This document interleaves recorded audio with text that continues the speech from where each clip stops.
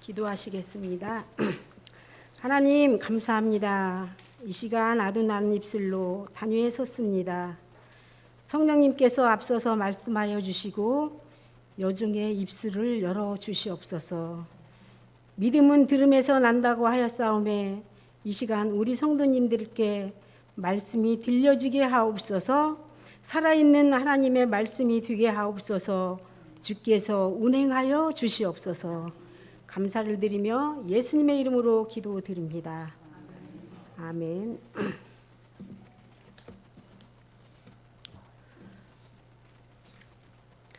복음은 모든 관계를 변화시켜 줍니다. 그리고 복음은 모든 관계를 회복시키기도 합니다. 복음은 불가능한 것을 가능하게 합니다. 그리고 복음은 용서할 수 있는 능력을 가지고 있습니다.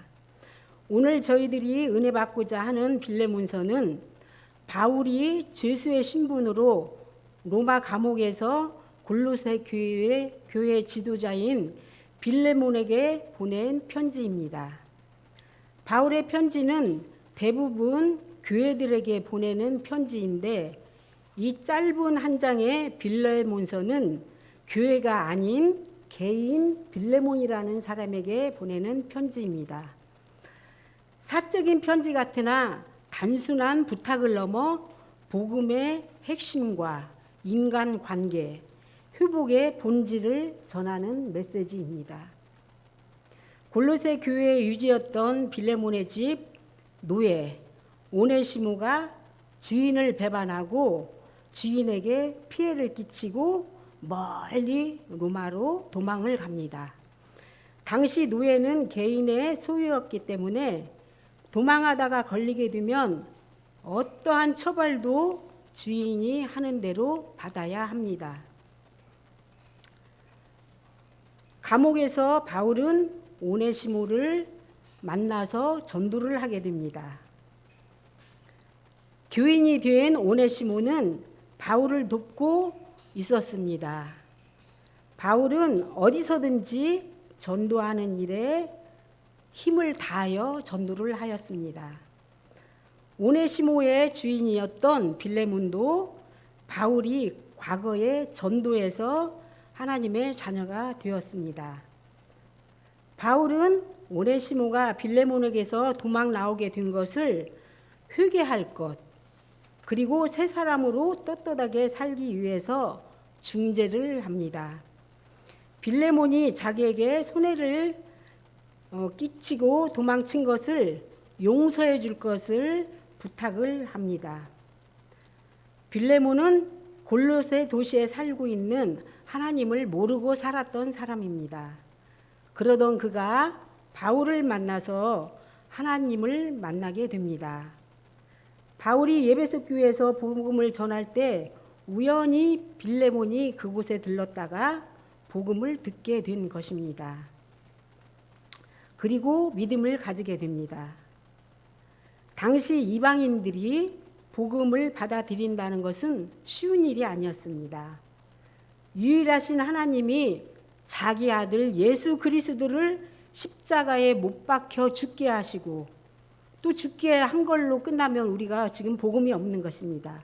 그리고 사흘 만에 부활하게 하셔서 이 땅에 죄인된 인간들을 구원시킨 사건을 믿을 수가 없었습니다. 믿기가 쉽지가 않았습니다.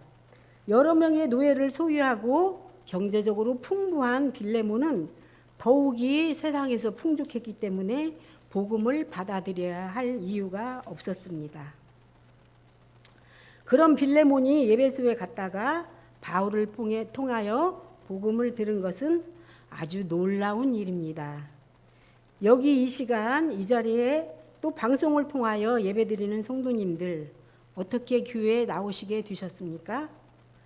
어떠한 통로를 통해서 주님을 영접하셨든지 바울이나 빌레몬이나 오네시모나 여러분이나 저나 전적인 하나님의 은혜로 이 자리에 있게 된 것입니다. 그럼 바울은 어떤 사람이었습니까? 그리고 어떻게 하나님을 만났을까요?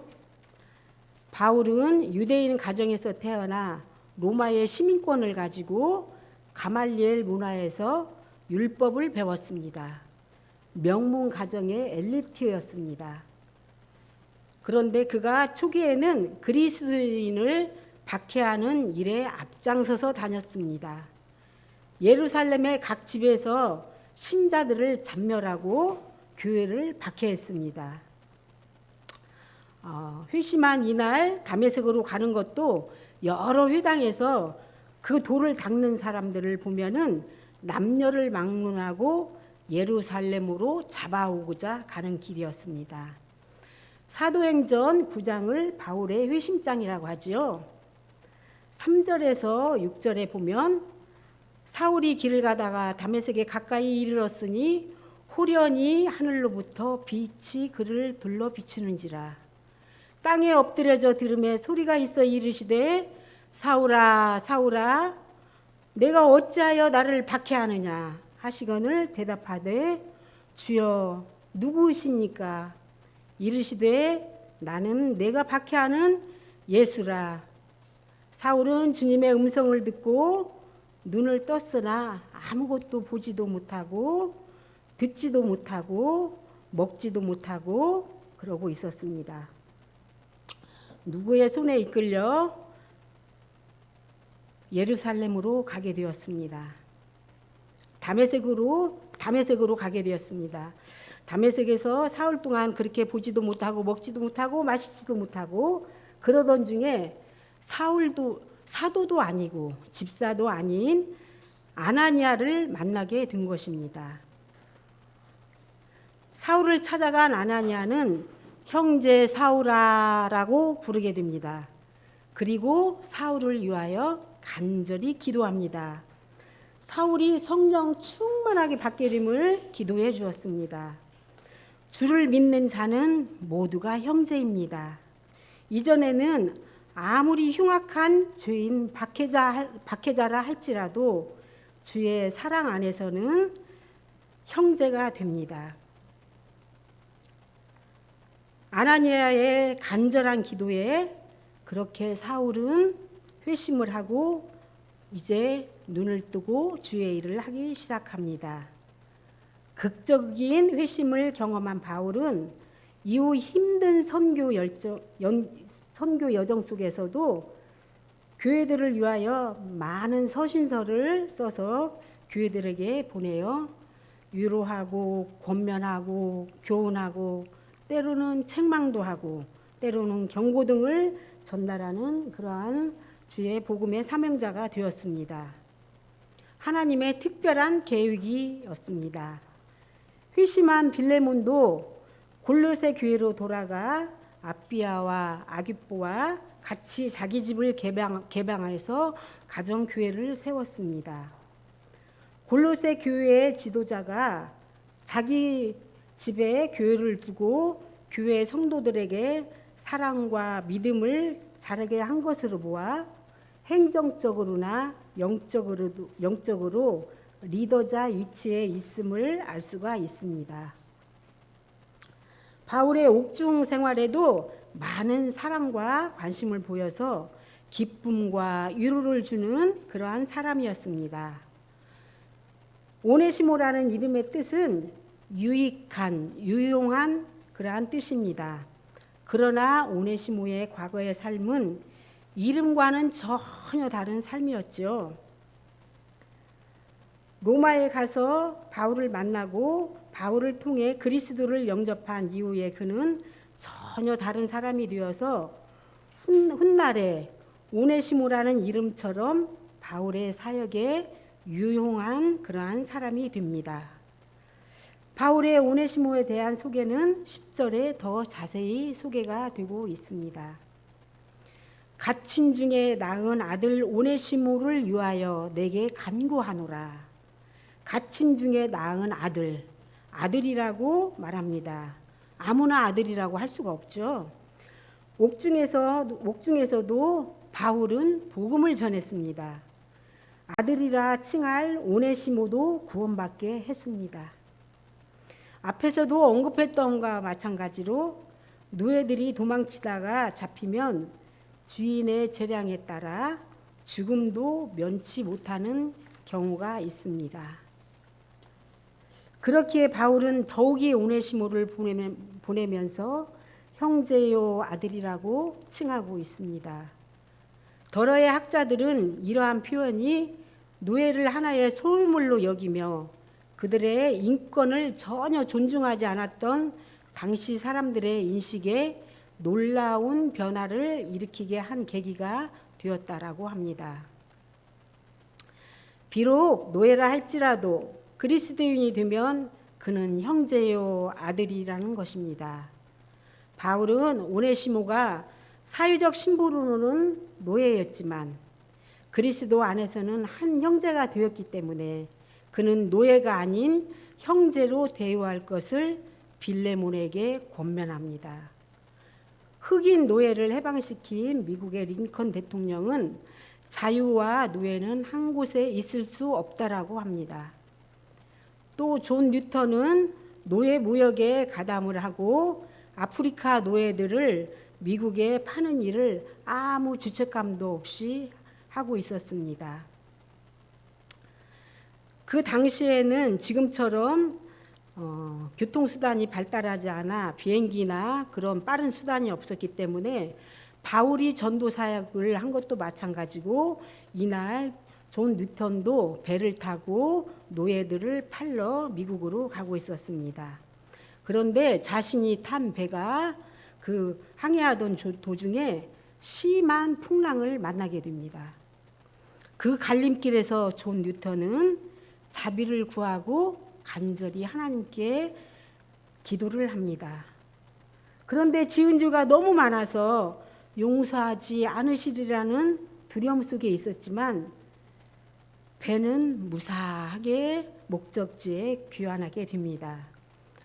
이 사건으로 살아계신 하나님을 경험한 존 뉴턴은 다른 사람이 되어서 겸손과 기도와 찬양으로 목회자의 길을 걸으면서 노예 제도를 적극적으로 반대하는 사람이 되었습니다. 그리고 찬송가 305장 나 같은 죄인 살리신 주 은혜 놀라와 잃었던 생명 찾았고 광명을 얻었네 라는 찬송가를 작사하게 됩니다. 바울은 오네시모가 유익한 자이나 너의 허락 없이는 안 되겠으니 꼭 용서해 줄 것을 부탁합니다. 그렇지만 도리어 사랑으로 간구하노라. 나이가 많은 나 바울은 지금 또 예수 그리스도를 위하여 갇힌 자 되었다라고 합니다. 여러 가지 이유로, 그 여러 가지 이유는 시력이 안 좋았다고도 하고 또 글씨를 아주 못 쓰는 졸필이었다고도 합니다. 그래서 보통의 서신서를 쓸 때 대피를 많이 했는데 이날은 이 편지는 대피를 하지 아니하고 감옥 속에서 직접 빌레몬에게 간청하는 편지를 쓰게 됩니다. 인간적인 마음으로 빌레몬의 마음을 열어봅니다. 그리고 오네시모를 내 신복이라고 합니다. 새 번역에 보면 신복은 나의 마음이라고도 하고 나의 분신, 내 심장, 내장이라고도 합니다.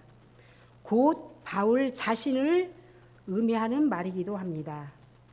오네시모는 바울의 가장 가까이에서 바울을 돕고 있습니다. 누구보다도 바울의 마음을 잘 알고 그 마음을 잘 읽는 그러한 사람이었습니다. 그래서 신복이라고 말할 수 있게 된 것입니다. 신학자 한스킹은 이런 말을 했습니다. 목사가 교회를 위해서 파송된 성직자라면 평신도는 세상을 향해 파송된 성직자라고 합니다. 9월 둘째 주 14일은 우리가 제1회 지역 어르신의 섬길의 날로 정하고 준비하고 있습니다. 방주교회 할렐루야 찬양대가 재능을 기부하고 또 물질로 후원하고 또 우리 교회에서는 그것들로 인해서 준비를 하고 있습니다. 세상을 위해서 파송된 성도 여러분들이 함께 하시고 함께 그날 또 주님의 말씀을 같이 나누면서 주의 어르신들을 초청하여서 이날에 마음껏 축제 분위기에 그러한 찬양 예배가 주님 앞에 되어지기를 간절히 소원합니다. 저희들만 하나님의 말씀을 전하는 사람이 아닙니다. 세상에 파송된 성도님들과 같이 이 일을 하기를 간절히 소원하고 있습니다. 빌레몬과 오네시모는 바람직한 평신도의 표상입니다. 우리 성도님들도 바람직한 평신도의 표상이 되시기를 바랍니다. 평신도들은, 즉 하나님의 백성들은 하나님께서 부르신 이유와 목적을 깨달아야 합니다. 변화된 오네시모와 빌레몬을 보면서 거룩한 도전을 받아야 합니다. 오네시모는 도무지 도움이 되지 않는 존재였지만 놀랍게도 바울에게는 유익한 존재가 되었습니다. 이전의 모습과 완전히 달라졌다고 바울은 말합니다. 전혀 도움이 되지 않던 사람이 도움이 되는 그러한 존재가 되었습니다.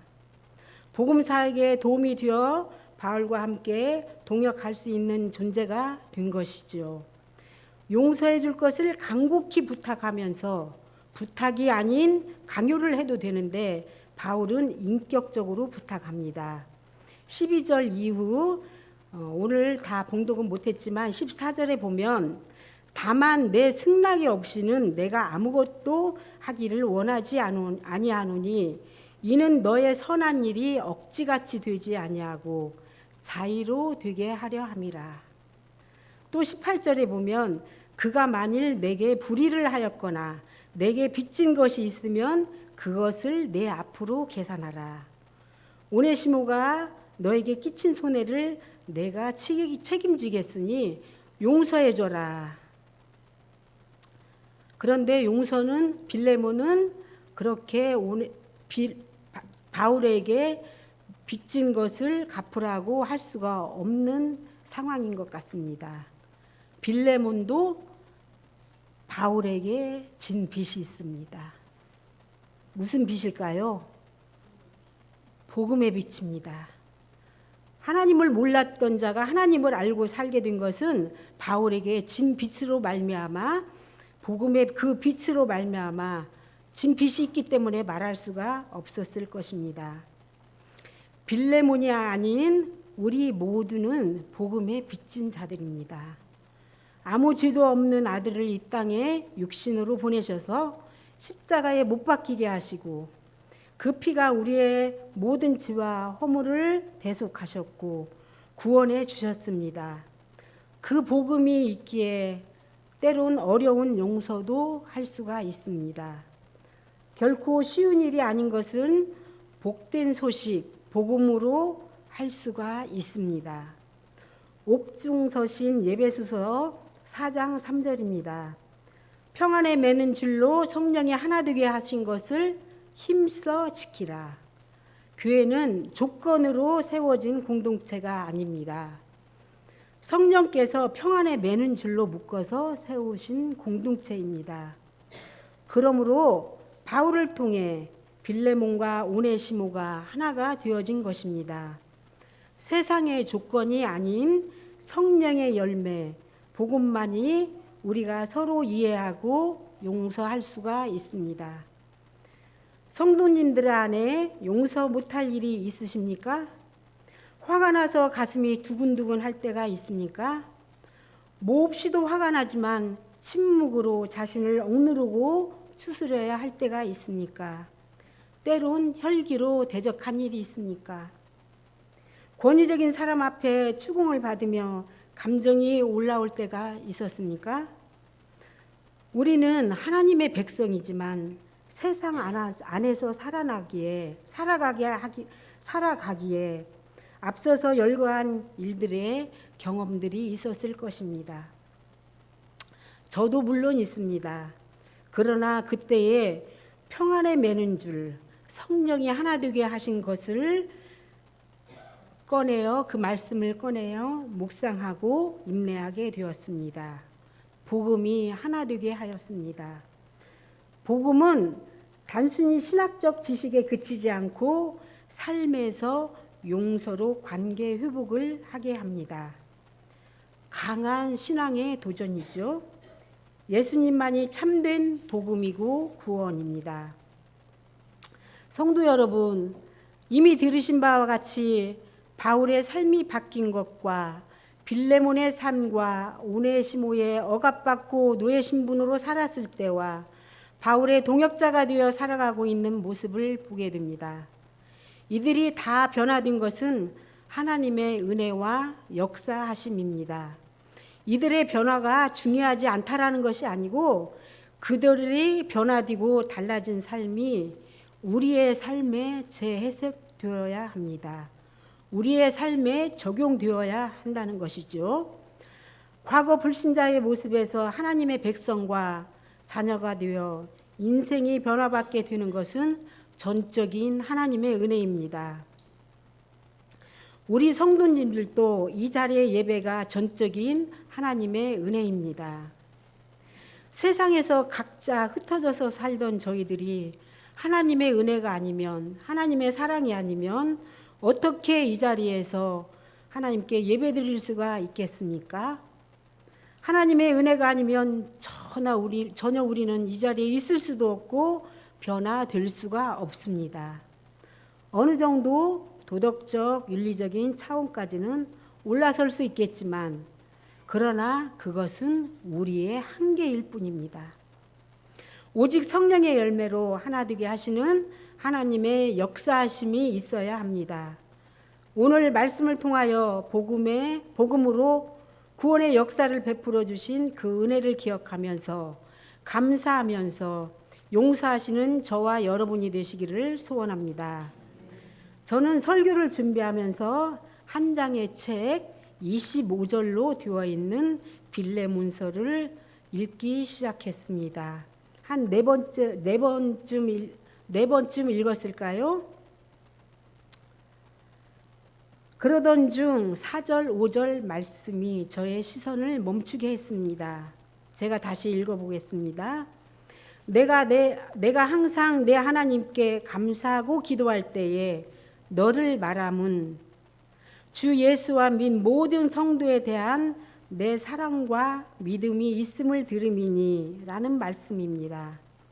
바울은 이미 빌레몬이 성도들에게 사랑이 있고 믿음이 있다라고 들었습니다. 그래서 바울은 기도할 때에 빌레몬에 대한 감사와 그 감사의 기도를 하는 것입니다. 저도 믿음의 선배들을 통하여 하나님께 감사하고 사랑과 믿음이 있는 주님의 자녀라고 인정받고 칭찬받는 예수님 닮은 삶을 살기를 소원하며 잠시 이 말씀에 더 묵상을 해보았습니다. 바울의 기도가 우리 성도님들 안에도 적용되시어 믿음이 있는 주님의 자녀라고 칭찬받는 성도님들이 다 되시기를 바랍니다. 좋은 가문, 좋은 환경에서 태어난 바울은 회심하고 스스로 전도자가 되어 가정도 없이 오직 주의 사역을 위해 힘쓰고 있습니다. 이 모든 것이 우리의 불가능한 그러한 모든 것이 주님의 은혜로 복음 사역을 감당하는 것입니다. 용서할 만해서 용서하는 것은 용서라고 할 수가 없지요. 용서할 수 없는 것을 조건 없이 용서해 줄 때 그것이 참 용서가 아닐까요? 순종도 마찬가지입니다. 순종할 수 없을 때 교회 안에서, 세상 안에서, 직장 상사들 안에서 순종할 수 없는 일을 순종할 때 그것이 진정 순종이라고 합니다. 용서받을 수 없는 저희들을 용서해 주시고 하나님의 자녀 삼아 주신 것이 너무나도 감사한 일입니다. 바울이 오네시모에게 먼저 주인인 빌레몬에게 회개할 것을 권면하고 그 회개에 빌레몬은 용서해 줄 것을 당부한 것처럼 오늘 저와 여러분들도 담대히 잘못한 것이 있으면 용서를 구할 줄 아는 그런 용기가 필요합니다. 그러한 용기가 필요하고 우리가 때로는 가해자도 되고 또 용서를 구하는 사람이 되기도 하고 용서를 해줄 위치에도 있습니다. 용서를 구할 때는 용서를 해줄 줄 아는 그러한 너그러운 마음이 있어야 되고 용서할 일이 있으면 그냥 넘어가는 것이 아니고 시간에 맡기고 넘어가는 것이 아니고 과감히 용서해 줄 수 있는 그런 믿음의 소유자들이 다 되시기를 바랍니다. 그러면 복음으로 용서받고 용서하고 회개하게 될 것입니다. 기도하겠습니다. 하나님 감사합니다. 그리스도의 복음으로 이전에는 세상 가운데 살았지만 그리스도의 죽음 때문에 지체로 부름을 받아 행복한 방주교에서 만나 교인되어 살아가게 하시니 감사를 드립니다. 오늘 주신 말씀처럼 용서를 구하며 용서하고 화해하고 형제로 부름을 받으며 보듬어주고 서로서로 섬기며 사랑하며 살아갈 수 있도록 성령님 도와주시옵소서. 바울의 편지의 수신자가 저희들임을 깨달아 알게 하여 주시옵소서. 감사를 드리며 예수님의 이름으로 기도드립니다. 아멘.